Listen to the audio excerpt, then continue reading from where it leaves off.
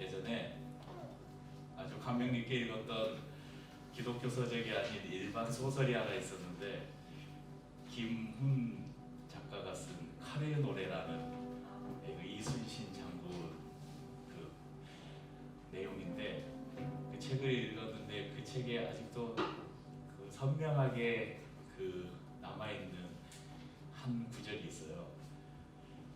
눈에 보이는 적은 칼로 벨 수가 있는데 눈에 보이지 않는 적은 칼로 벨 수가 없다. 벨 수 없는 적 때문에 힘들어하는, 그러니까 벨 수 없는 적이 누구겠어요? 그 내부에 서로 안에 있는 반목과 갈등과 모함과 시기와 질투, 그러니까 이 사람들은 뵐 수 없는 적이라는 거죠. 그 요즘 이렇게 신앙생활을 하다 보면 예전처럼 그런 때 있잖아요.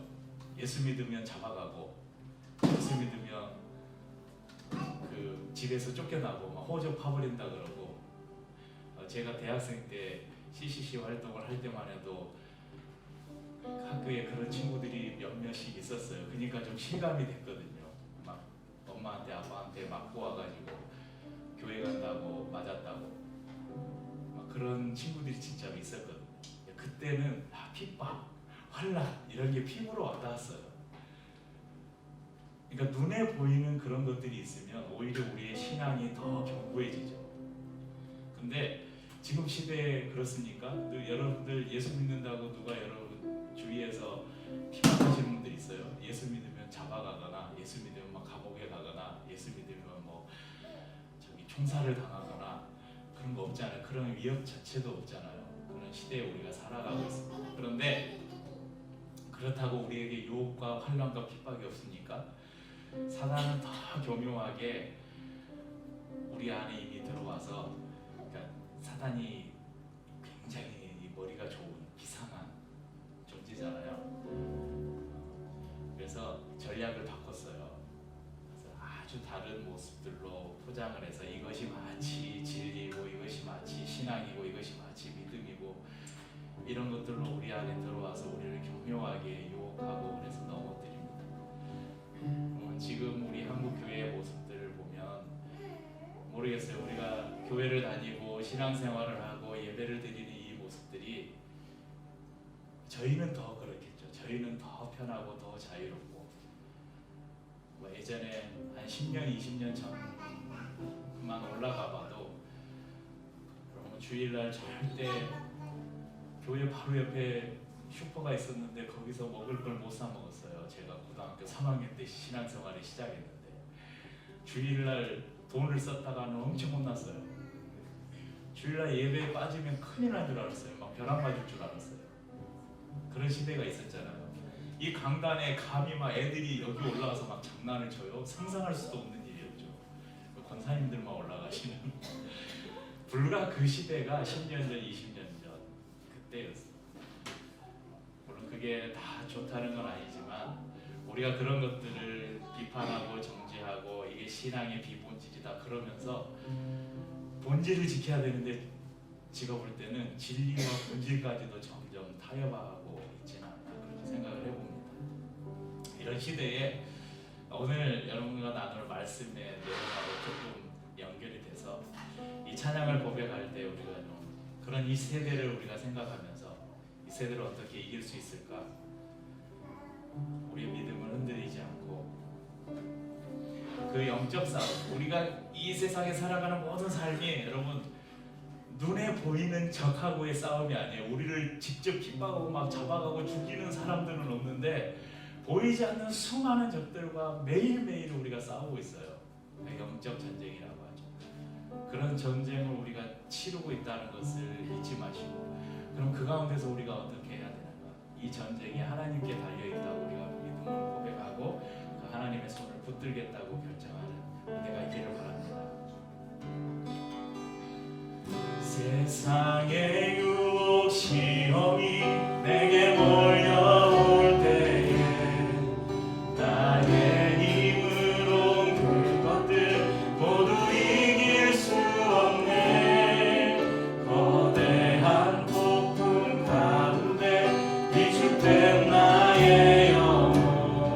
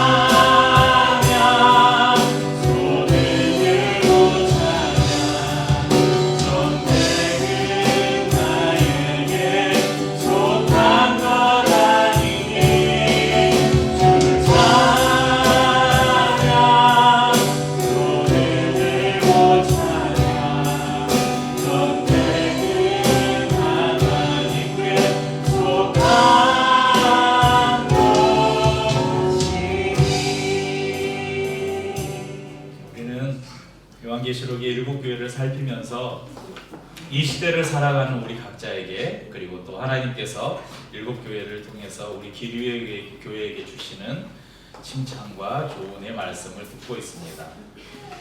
이 7교회를 향한 말씀의 구조를 살펴보면 약간의 차이는 있지만 처음에 칭찬이 나오고 책망이 나오고 교훈이 나오고 그 다음에 약속과 상급이 나오는 구조로 되어 있는 것을 볼 수 있습니다. 오늘은 세 번째 시간, 버가모 교회에게 주시는 편지를 통해서 하나님이 우리에게 주시는 교훈을 함께 듣도록 하겠습니다. 하나님의 계시의 편지를 받아든 편지 전달자는 제일 먼저 에베소 교회를 지나서 이제 에게를 따라서 위로 올라갑니다. 서머나 교회에 도착한 이후에 서머나 교회에 편지를 전하고 에게를 따라서 64km 정도로 올라간 후에 오른쪽으로 꺾어서 내륙으로 한 16km 정도를 더 여행을 한 후에 버가모 지역에 도착했습니다. 그 화면에 보면, 아니 그거 말고, 제일 밑에, 왼쪽 제일 밑에 에베소에서 조금 올라가니까 서머나가 나오고 거기에서 조금 더 올라가면 지금의 지명은 베르가못이라고 하는 버가모 지역에 이렇게 도착을 하게 됩니다. 이 버가모는 주변의 지역보다 한 300m 정도가 더 높은 지대에 형성된 도시였습니다. BC 130년경에 로마의 식민지가 되기 전에는 무시아주의 수도였고 또 이곳은 의학이 발달했던 도시입니다. 그럼 의학의 아버지 누구죠? 히포크라테스가 이 지역에서 활동했던 사람이었습니다. 또 20만 권이 넘는 책이 소장된 도서관이 있을 정도로 학문이 발달했던 도시이기도 했습니다. 그러나 무엇보다도 버가모에는 제우스, 아스클레피우스, 아테네, 디오니소스 이런 다양한 신들을 모시는 신전이 있었고 그 외에도 수많은 우상들이 있었습니다. 그리고 이 에베소나 서머나보다 먼저 황제 숭배를 위한 신전이 건립될 정도로 또 황제 숭배의 중심지이기도 했습니다.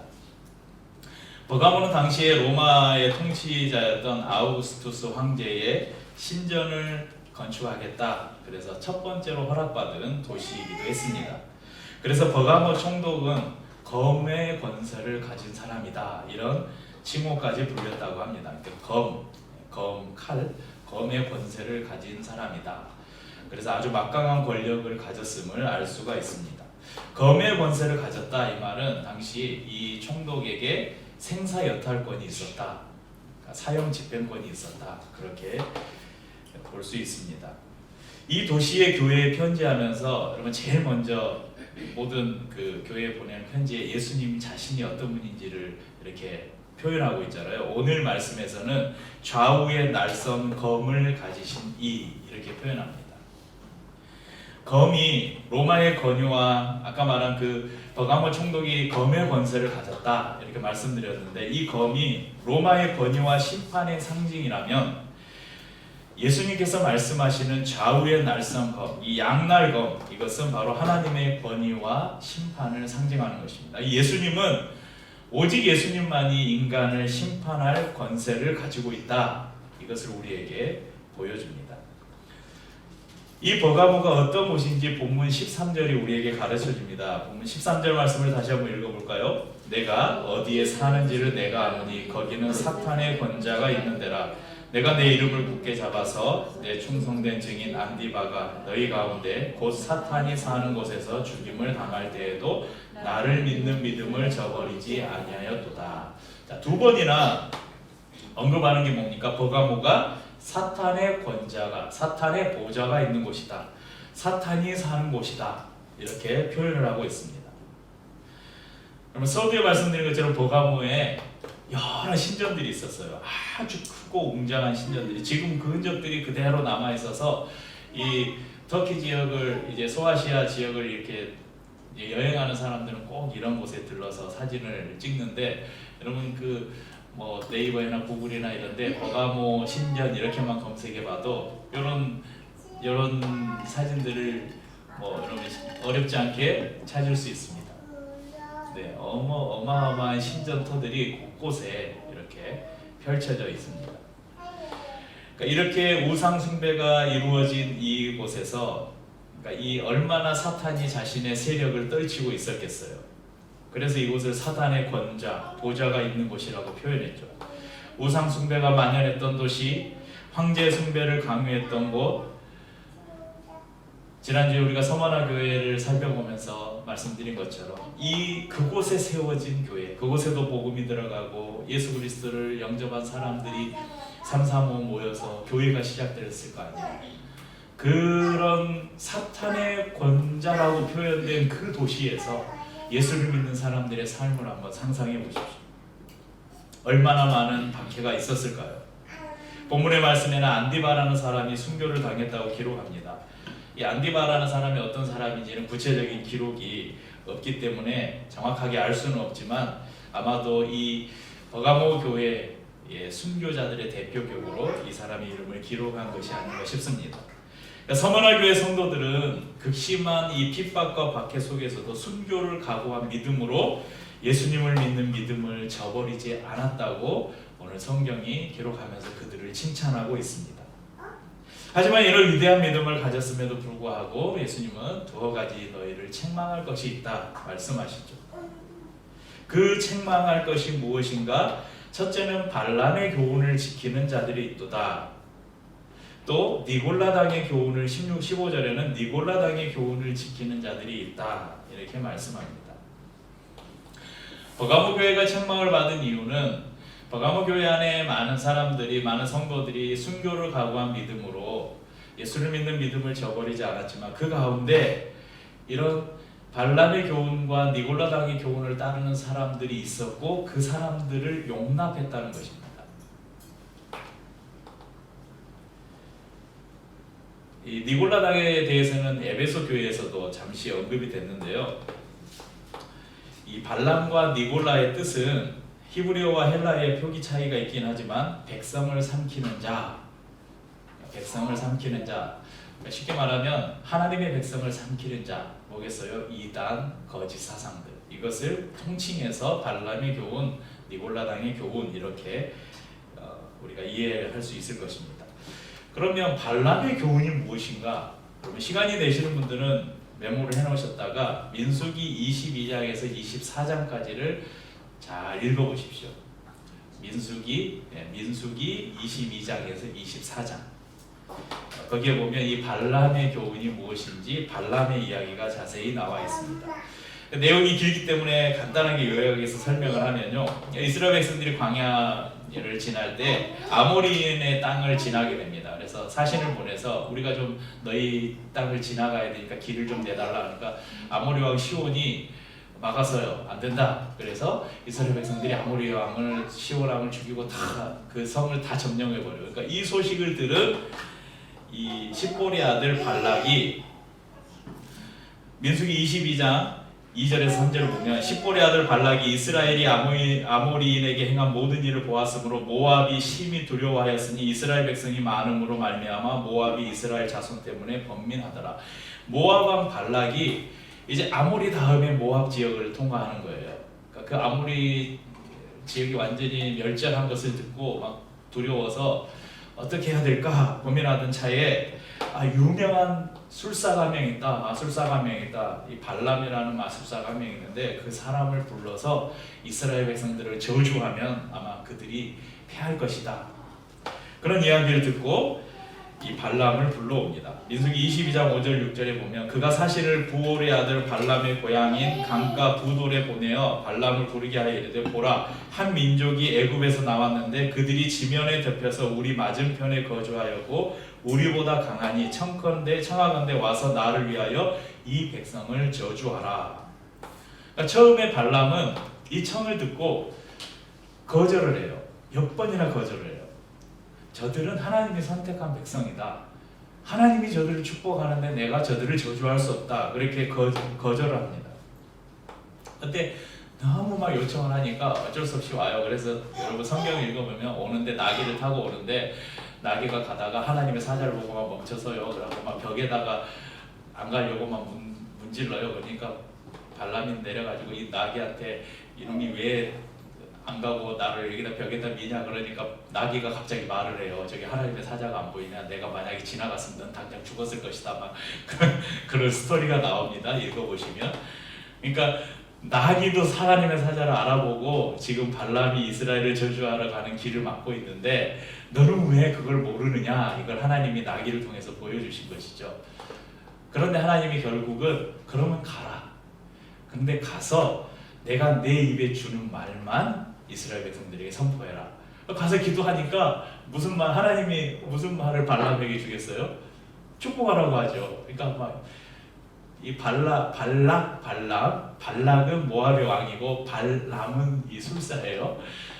그러니까 발락이 야, 저들을 좀 저주해 그러니까 오히려 축복을 해요. 야, 저주하라는데 왜 축복해? 그랬는데 3번이나 그렇게 합니다. 그리고 그냥 발람은 돌아갔다. 22장 마지막에는 발람이 3번 축복하고 돌아갔다. 이렇게 기록되어 있어요. 그리고 우리가 생각하기에 발람은 잘한 거 아닌가? 그렇잖아요. 하나님 말씀대로 했잖아요. 그런데 왜 계속해서 성경 여러 곳에서 발람의 교훈을 피하라 이렇게 기록을 하고 있는 것일까? 베드로후서 2장 15절에 보면 제가 성경 구절 두 군데를 해놨는데 베드로후서 2장 15절 그들이 바른 길을 떠나 미혹되어 부올의 아들 발람의 길을 따르는도다. 그는 불의의 삭슬 사랑하다가 자 이제 몇 가지 성경 구절을 통해서 우리가 이제 성경 몇 군데를 연결해 보면 이 사건의 전모를 알 수가 있어요.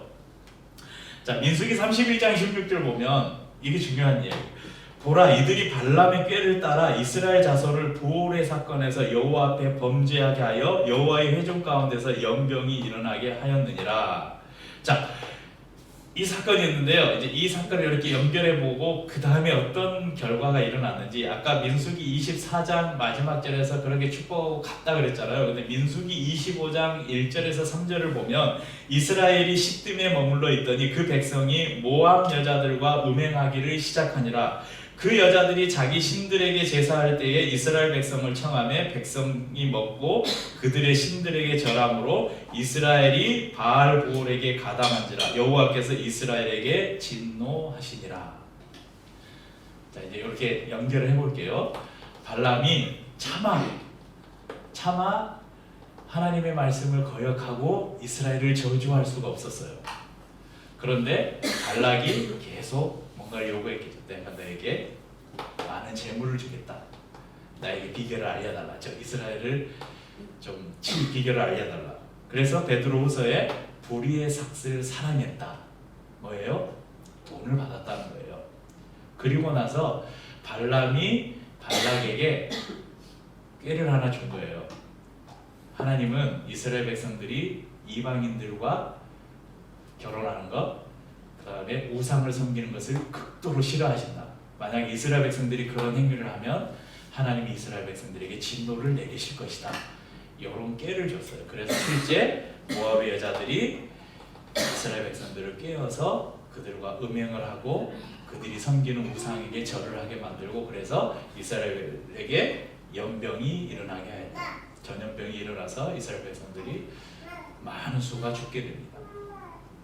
이것이 바로 발람의 교훈이에요. 발람의 교훈은 뭐냐면 정리하자면 불의의 삭 때문에 하나님의 진리를 거부하고 거짓된 진리를 택하는 것 그리고 그렇게 미혹하는 것 그것을 우리가 발람의 교훈이다 그렇게 이해할 수 있습니다. 니골라당의 교훈도 이와 비슷합니다. 니골라당에 대한 성경의 정확한 기록은 없지만 성경학자들은 예수 그리스도를 믿고 구원받은 사람들이 이제는 죄와 상관없다. 그래서 이제 율법은 더 이상 필요가 없다. 그래서 너희가 마음대로 살아도 된다. 그런 가르침을 주었던 사람들이 있었고요. 또 하나는 영지주의자들이 당시에 그 이단 중에 하나의 영지주의자들이 있었습니다. 이 영지주의자들은 어떤 사람들이냐면 사람의 영혼은 선하고 육체는 악하다는 거예요. 그래서 영혼이 구원받았으면 우리의 영이 깨끗하게 됐기 때문에 육체로는 어떻게 살아도 죄가 되지 않는다는 가르침을 줬던 이단이 바로 영지주의자들입니다. 그러니까 우리의 구원과 믿음을 흔드는 온갖 이단 사상들 이런 사상들이 바로 니골라당의 교훈이다 이렇게 이해할 수 있을 것입니다. 버가모 교회 안에 이런 성도들이 있었습니다. 이런 유혹에 넘어가서 하나님의 진리를 저버리는 사람들이 있었다는 것입니다. 한번 상상을 해볼까요? 이런 사람들이 있었겠죠. 야, 우리 어차피 거대한 로마 제국의 지배를 받고 있는데 황제가 우리를 다스리고 있는데 뭐 황제에게 한번 절한다고 무슨 큰 일이 일어나겠냐? 그래서 황제의 신전 앞에 신상 앞에 가서 절을 했겠죠. 여러분, 이런 일들이 우리나라에도 동일하게 있었잖아요. 일제시대 때 신사참배했던 많은 목회자들, 많은 그리스도인들이 합리화했던 게 그런 거예요. 나는 예수님을 버리지 않았어. 나는 아직 예수님을 믿어. 근데 지금 잠깐 내가 저 신사참배 일본 천황에게 절한다고 뭐 무슨 일이 있겠어. 나는 예수를 믿고 있는데. 그래서 많은 사람들이 신사참배를 했잖아요. 그럼 또 예수 믿는 것 때문에 먹고 살기 힘든 건 힘든데 우리가 더 또 손해봐야 되나? 잠시 내가 예수 믿는 거 숨기고 사람들과 거래를 하고 잠시 이방 사람들과 교제를 하고 그게 문제야. 그게 무슨 문제야? 나는 아직 예수님을 믿고 있는데. 이렇게 타협하며 사는 사람들이 분명히 있었을 것이라는 것입니다. 그런데 이런 유혹이 여러분 버가모 교회 성도들에게만 있었던 유혹일까요? 오늘날 저와 성도님들이 매일 그리고 매주 여러분 받고 있는 유혹이 아닙니까? 예수를 믿는다고 하면서 적당하게 세상과 타협하고 적당하게 세상과 섞여서 구원도 받고 세상에서 즐길 수 있는 것도 다 즐기고 다 누리고 살고 싶어하는 이것을 소위 양다리 신앙이라고 하는 그런 신앙생활을 우리는 하고 있지 않습니다. 또한 나의 욕심과 편리함을 쫓는 신앙생활로 하나님의 진리에서 떠날 때가 얼마나 많은지 우리가 생각해 보았으면 좋겠습니다. 가끔 저는 그런 상상을 해봐요. 만약에 북한이 남침을 안 할 것이라는 보장이 없잖아요. 만약에 전쟁이 일어나요. 그래서 우리나라는 아마 북한은 러시아라 중국이라는 세력을 등에 업고 있기 때문에 여러분 미국이라는 이 방어막이 만약에 딱 빠지면 우리나라는 그냥 아마 공산화 될 거예요. 근데 걱정스러운 것은 미국은 절대 뭐 신의, 의리 이런 걸로 움직이는 나라가 아니에요.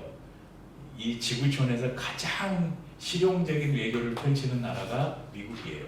자신의 국가에 자신의 미국 시민들에게 손해가 되는 일은 절대 하지 않는 나라가 미국이에요. 만약에 우리나라가 이제 전쟁이 일어나서 공산화가 됐어요. 그래서 공산주의는 기독교와 절대 병립할 수가 없거든요. 그래서 이 땅에 사는 기독교인들을 다 막 핍박해요. 그러면 너 내 머리에 총을 딱 대고 너 예수를 믿을래? 예수님 부인하고 부인할래? 그러면 살려주고 계속 믿으면 죽는다 그러면 나는 어떻게 할까? 여러분 자신 있으세요? 아, 나 못하겠어. 아니 나도 잠깐 주님 죄송해요. 잠깐 한 번만 부인할게요 하고 베드로도 부인했는데 전 베드로보다 못해요. 베드로는 3번이나 했는데 저는 한 번만 할게요 하고. 여러분 근데 자신 있으세요? 한번 집에 가셔서 조용히 혼자 있을 때 한번 생각해 보세요. 나는 그럴 수 있을까? 여러분 그런 순교에 여러분 자신 있게 나는 내 머리에 총구를 들이대고 예수 믿을래 안 믿을래? 내 신앙을 포기하는 순간 나는 죽는다. 이 생각으로 사는 사람들이 여러분 주일날 예배를 빠져요? 그럴 수 있을까요? 그럼 우리의 물질의 우선순위를 어디에 둘 수 있을까요? 그러니까 솔직히 저도 그렇게 확신 있게 답을 못하는 이유가 저도 아직도 세상에 이렇게 한 발 담그고 산다는 증거예요. 그런 증거죠. 우리 버가모 교회를 이렇게 살피면서 나도 똑같은 사람이구나. 여러분 지금 한국 교회 안에 이렇게 교묘하게 들어와 있는 여러분 신천지, 통일교, 제7일 안식교, 안상홍 증인회, 안상홍 증인회가 하나님의 교회인가요? 얼마나 많은 이단들이 지금 한국 교회에 퍼져 있어요. 이름도 알지 못하는 누가 각자 막 다 교주가 돼가지고 뭐 TV에 옛날에 많이 나오잖아요. 그런 거 말고 여러분 한국교회에 교묘하게 들어와 있는 얼마나 많은 거짓 진리들이 있는지 몰라요.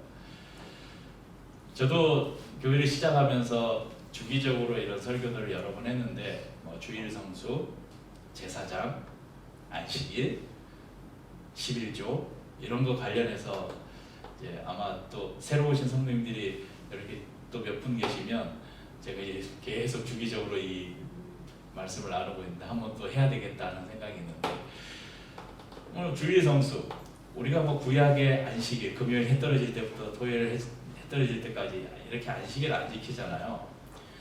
유대인들처럼 이 안식일을 범하면 막 벼락 맞아 죽을 것처럼 우리가 주일을 지키지는 않잖아요.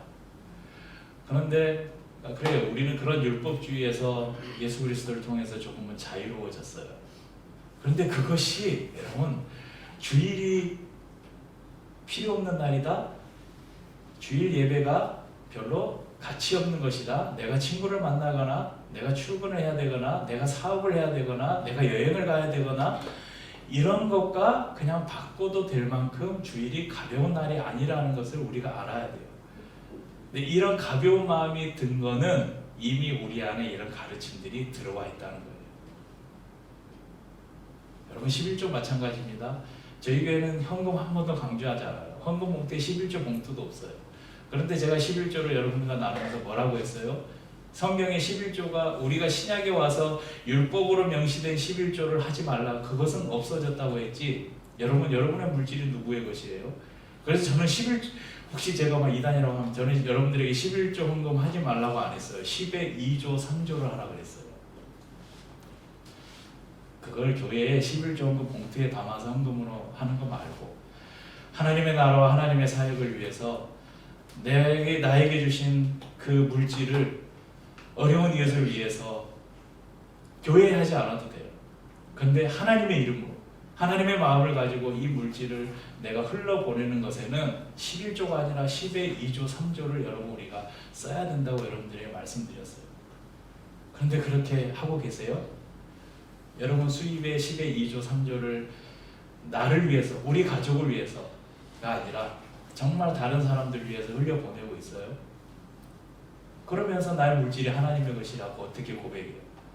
여러분 시간도 마찬가지입니다. 시간의 11조 우리가 가진 시간 하나님이 주신 것이라는 고백.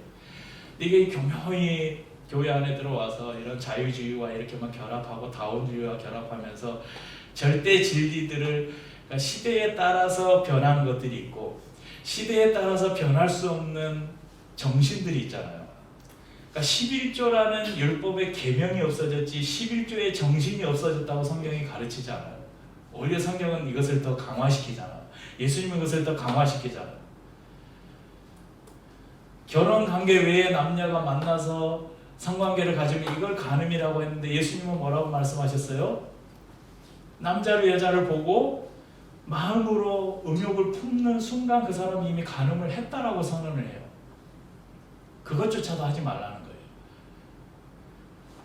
그러니까 이런 그 시대 속에서 이런 거짓 진리들이 점점 교회에 들어와서 교회의 견고한 진리들을 많이 무너뜨렸어요. 그러니까 지금 보면 제가 이제 저도 목회를 하고 있고 그래도 좀 뭔가 자유로운 교회, 뭔가 개혁적이고 진보적인 교회를 해보겠다고 지금 이렇게 하고 있는데 요즘 목회를 하면서 옛 시절이 그리울 때가 너무 많아요.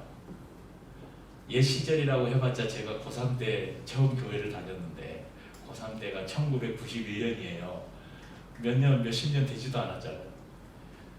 그 시절의 교회에 그걸 제가 알고 있거든요. 그 시절의 교회의 성도들의 그 순수하고 뜨거웠던 그 마음들, 하나님을 향한 정말 순수했던 마음들, 감히 이단이 들어올 수 없는 그런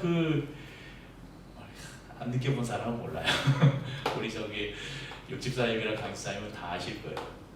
그런 그 신앙에 뜨거웠던 그런 마음들이 막 너무 그리워요. 옛날이.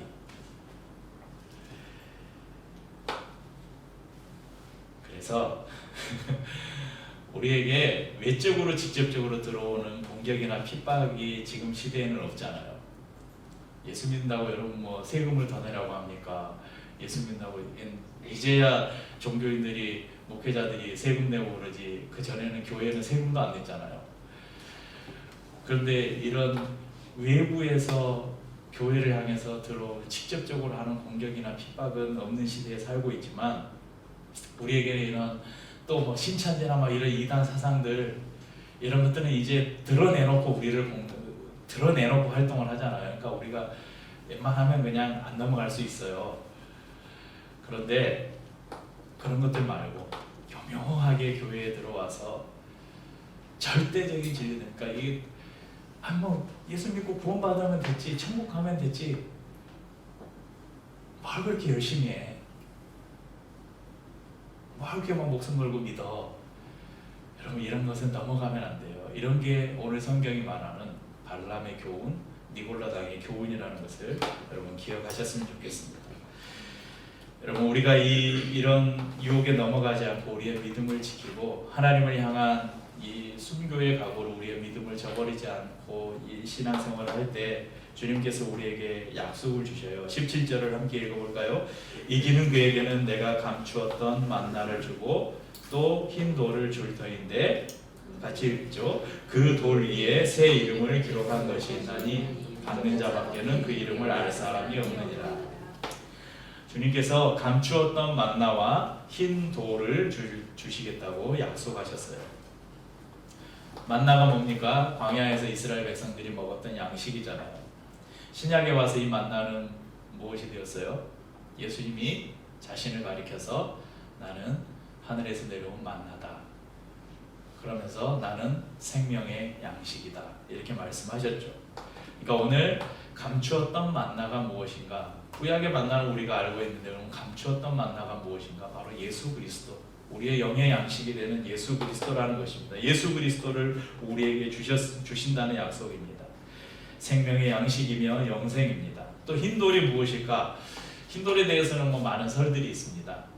그 중에 뭐 한 두 가지를 말씀드리자면, 경기를 하거나 이럴 때 우승자에게 그 하얀 돌에다가, 그때는 뭐 이렇게 종이나 뭐 이런 게 없었던 시절에 하얀 돌에다가 그 사람의 이름을 적어서 주었던, 또 어느 사람이 큰 잔치를 벌여요. 그러면 그 잔치에 초대할 사람을 부르잖아요.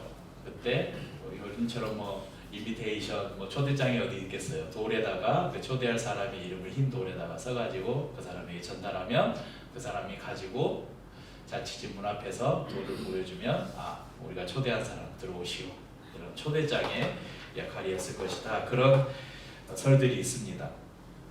우리가 믿음을 지키고 승리하면 우리에게 우승자의 상급을 주시겠다, 또는 하나님 나라의 잔치에 초대받은 사람, 곧 하나님 나라의 백성을 삼으시겠다는 약속이 있습니다. 그리고 그 이름은 우리만이 알 수 있는 것으로 주시겠다, 그렇게 약속하시죠. 새 이름을 기록한 것이 나니 받는 자밖에는, 그 도를 받는 사람밖에는 모른대요. 이 구원이 지극히 우리 개인의 문제라는 것입니다. 사랑하는 성도님들, 큰 것을 지키면서 작은 것에 소홀히 넘어가지 않도록 합시다. 댐이 아주 작은 구멍에서 시작해서 무너지듯이, 우리가 작은 것에 우리가 하나씩 타협할 때, 우리가 어느 순간에는 우리가 이 진리에서 떠날 수도 있어요. 이것들, 오늘 성경에서 우리에게 말씀하시는 발람의 유혹, 진리를 왜곡하는 니골라당의 교훈에 넘어가지 않도록 우리가 늘 성령 안에 거하고 하나님의 말씀 안에 늘 거하기를 축복합니다. 그래서 우리 성도로서의 정체성, 또 교회로서의 정체성을 잘 지켜나가는 우리 모든 성도님들, 또 우리 기류의 교회가 되기를 주의 이름으로 축복합니다. 함께 찬양하고 성찬을 나누도록 하겠습니다.